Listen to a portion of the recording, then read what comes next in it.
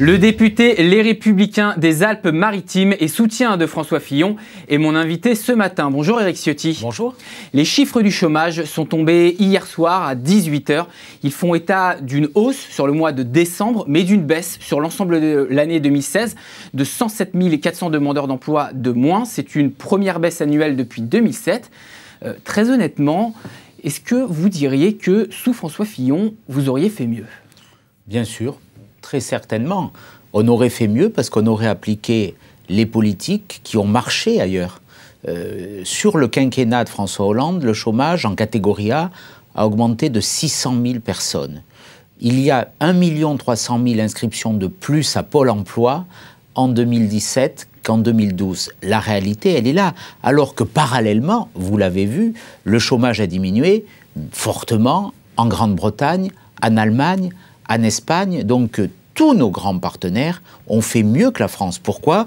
Parce qu'ils ont employé des méthodes et surtout ils ont mis en œuvre une politique radicalement différente. C'est-à-dire moins de dépenses publiques pour qu'il y ait moins de charges qui pèsent sur ceux qui créent de l'emploi, les acteurs privés, les entreprises, et un modèle de formation et d'apprentissage beaucoup plus performant. Donc oui, nous aurions fait mieux. C'est tout le sens du projet de François Fillon qui est tourné vers la création d'emplois et vers le recul du chômage. Et lorsque vous dites que vous auriez fait mieux, c'est-à-dire qu'il y aurait eu une hausse quand même, mais plus faible, ou vous l'auriez diminué sur l'ensemble du quinquennat ?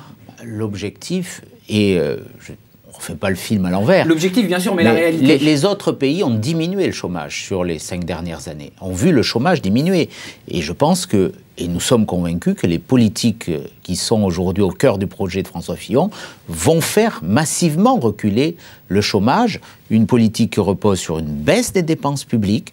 Nous avons aujourd'hui 57% de dépenses publiques. C'est quasiment un record au sein des pays de l'OCDE. Nous voulons faire diminuer ces dépenses publiques à moins de 50% du PIB sur le quinquennat.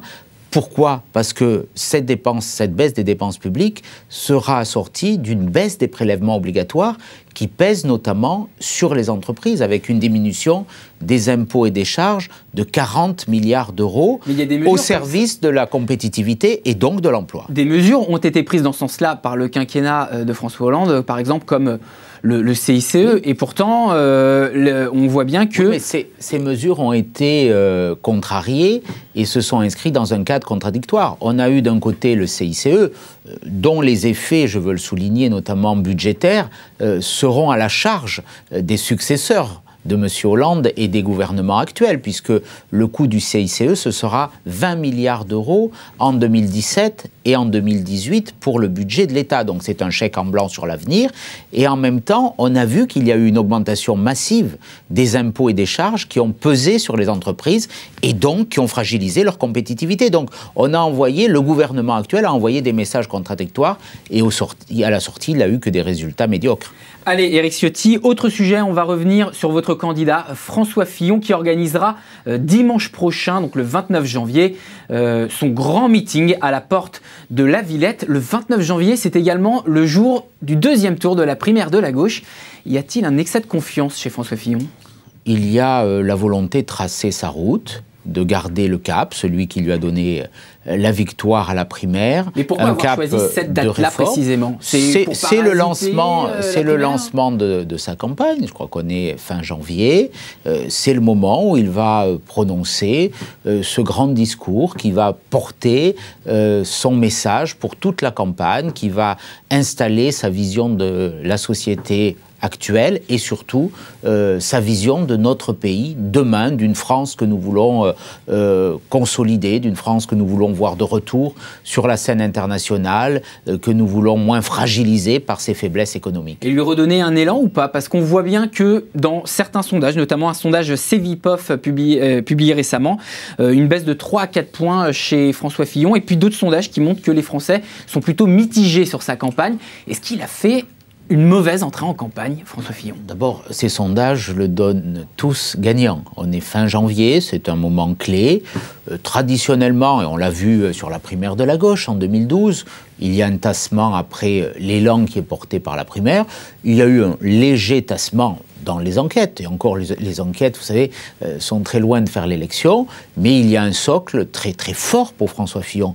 Ce socle des Françaises et des Français et qui attendent de l'alternance, qui attendent le changement, qui attendent la rupture avec les pratiques qu'on évoquait tout à l'heure au plan économique, par rapport à ce pouvoir. Un programme clair, et est-ce que justement il ne paye pas un peu ses imprécisions, ou en tout cas sa mauvaise communication sur son programme d'assurance maladie, François Fillon? On lui reproche tout et son contraire. On lui reproche d'aller trop loin, d'être trop clair. Non, sa ligne, elle est très précise.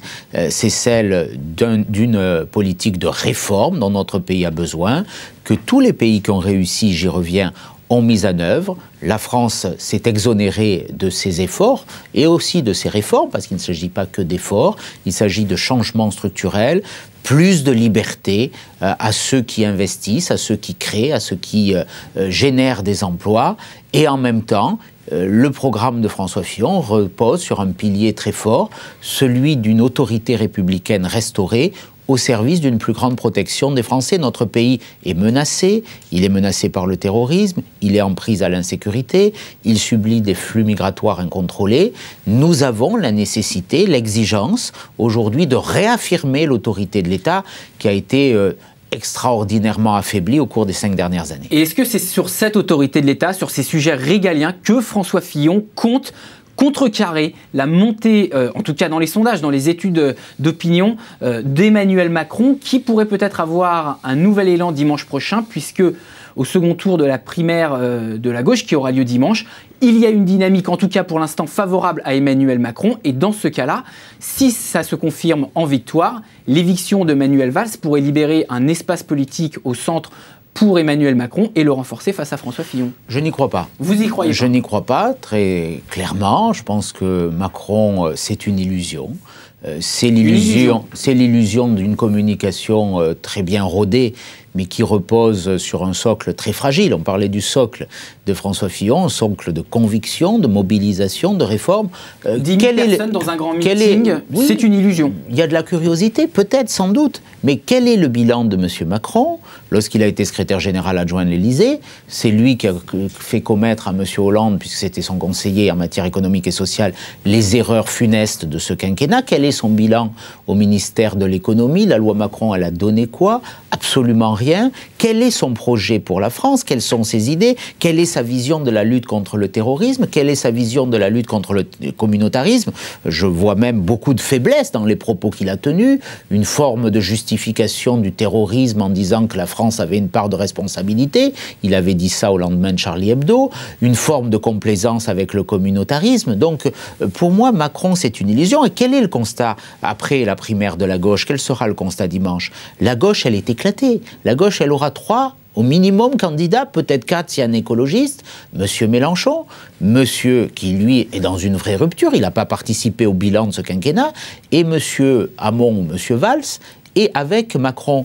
Les 3 portent le bilan de ce quinquennat. À la limite, si Monsieur Hamon est élu, on pourra dire qu'il s'est opposé dans les derniers mois du quinquennat, les dernières années, à M. Hollande. Mais M. Macron, jusqu'au mois de juillet, a été solidaire de tout. C'est lui qui porte finalement l'héritage du hollandisme dans cette campagne. Et je crois que c'est plus un fardeau qu'un atout. Là où on voit que Emmanuel Macron, il vous gêne à droite, c'est également que, allez, il y a encore 1 mois ou 2, quand on faisait des interviews de personnalités de droite, on entendait « Oh, Emmanuel Macron, il est de bonne volonté, il veut apporter quelque chose de nouveau ». Et aujourd'hui, quand on entend les personnes de droite, les personnalités de droite, bah, ils nous disent que en fait, c'est l'héritier de François Hollande, qu'il incarne lui. Il n'y a plus du tout ce même discours.